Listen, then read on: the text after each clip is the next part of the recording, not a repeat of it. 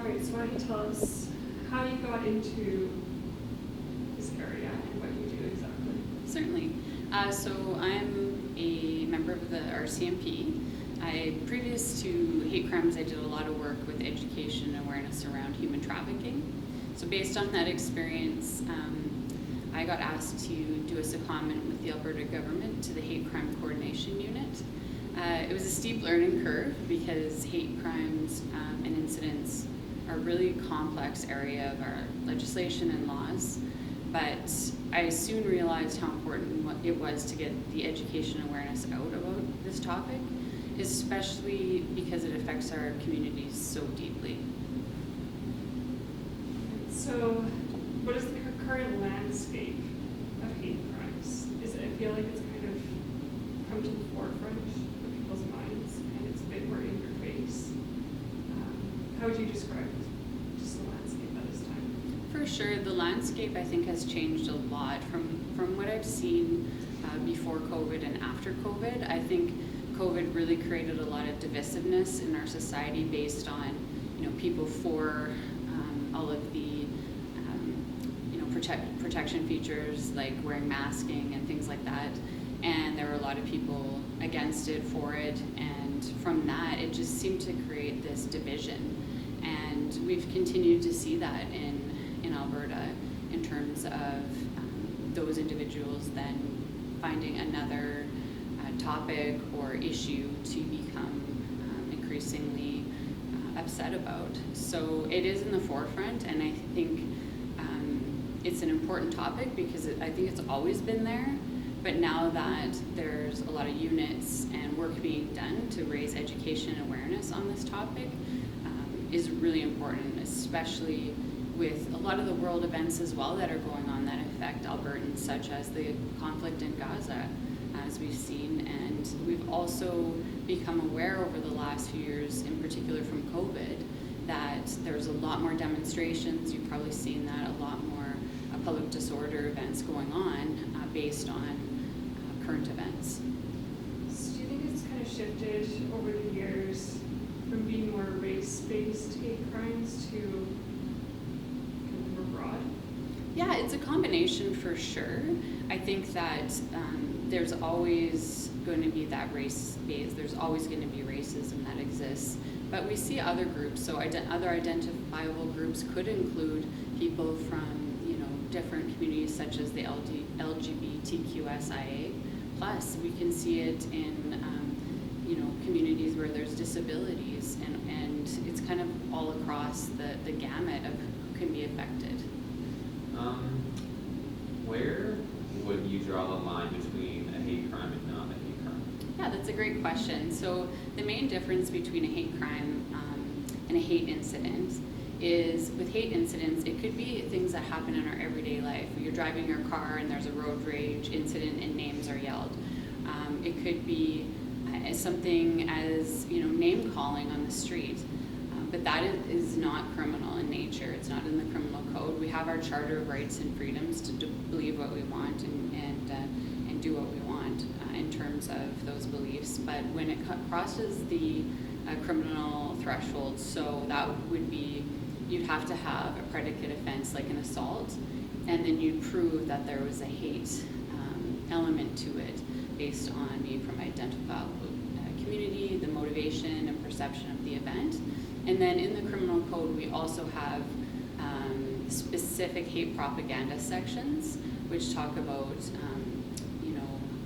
sending out, for example, flyers that are hate propagated, inciting hate.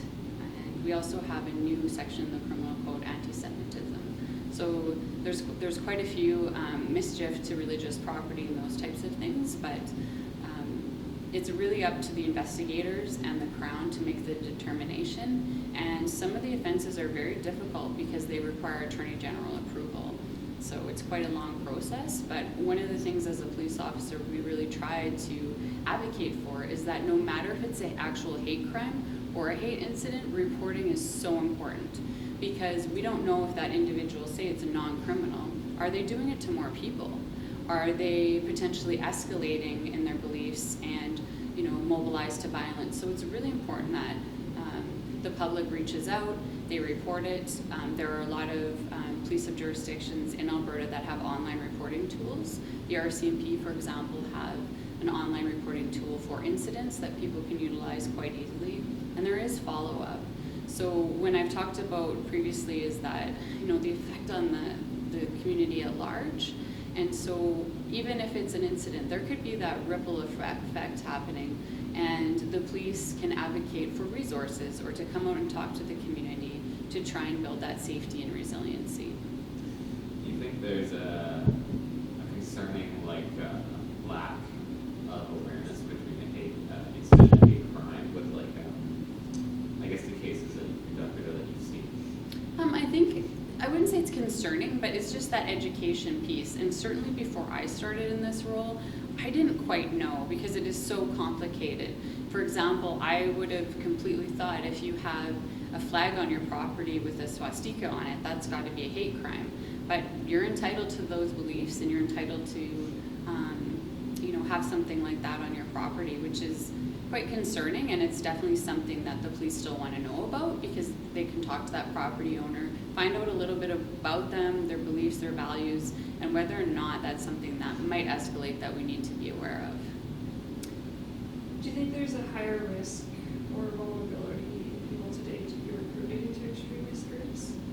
You know what, that's a really great question. We are seeing that, definitely, especially for youth, vulnerable youth potentially approached online. And I know that you've had conversations with, Carrie Shima with ICE talking about so much of what happens, using that digital piece. And most kids now have cell phones, so they're online, they're on these different platforms. And if they're in a vulnerable place at that time, there are individuals out there that use that as a grooming ground to meet these kids and potentially start the process of brainwashing and spreading misinformation, and then those individuals start to believe in those extremist viewpoints.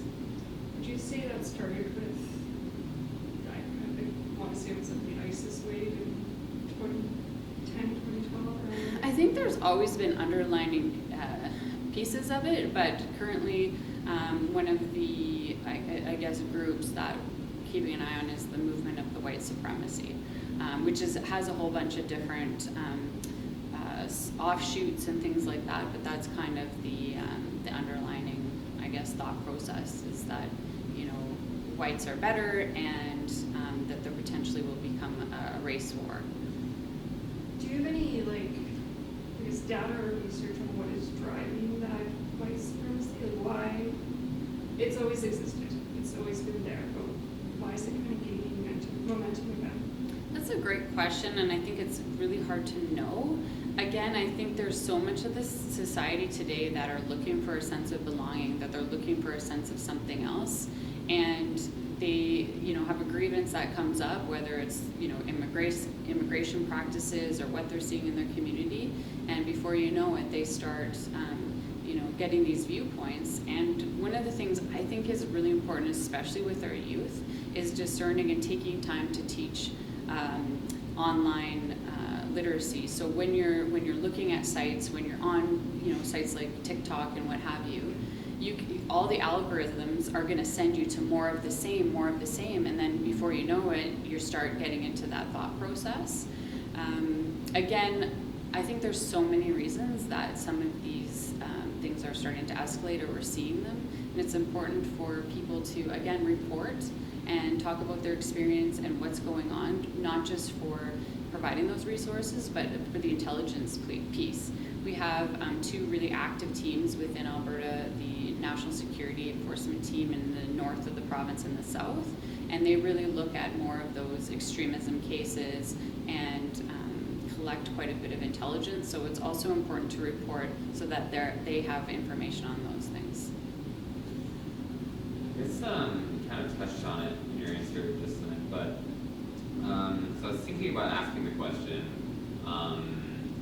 in your experience, have you found that social media has kind of increased awareness, I'm not sure how to word this, but increased awareness for the average person, maybe somebody who was interested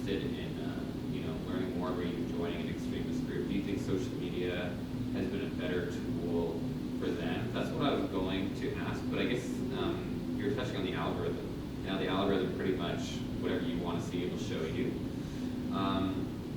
So I guess just in your experience, what role do you think social media plays?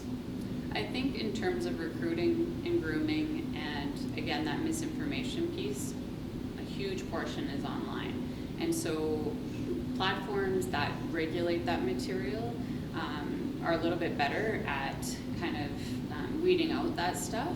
But then, these groups and individuals go find somewhere else, whether that's Rumble, whether that's underground applications that they're able to, share and recruit and spend time. And I completely agree that, you see what you want to see, and there's bias confirmation, so much that's online, and kids are getting phones, unfortunately, younger and younger. Are we talking to them about this? Are we talking to them about not just online, exploitation in terms of sexual abuse, but also that there could be groups online that are recruiting for a very nefarious purpose, and to be definitely taking measures in place to try to prevent that, and also report it when those things happen. I think a lot of kids are scared to come forward for a variety of reasons. And the other thing to really talk about too is with digital literacy is fact checking.